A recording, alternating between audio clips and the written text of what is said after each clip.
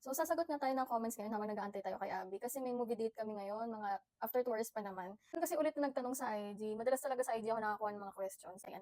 Hi po, question lang. Na-meet mo na po ba ang parents and siblings niya? If yes po, ilang months kayo bago kanya pinakalala? Bago nga kasi kami maging magjowa ni Abby, parang 5 months ata siyang nanligaw sa akin.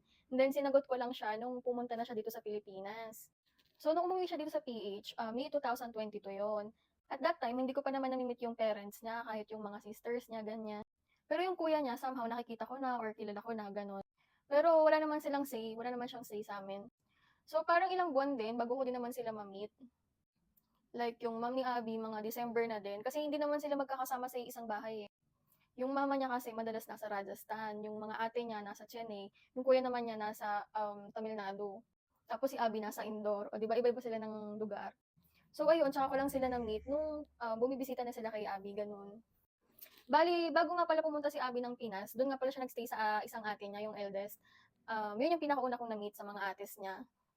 Bali, apat kasi silang magkakapatid. So, yung dalawa, yung mother niya, tsaka yung ate niya ng isa pa, tsaka ko lang na-meet nung mga bare months na.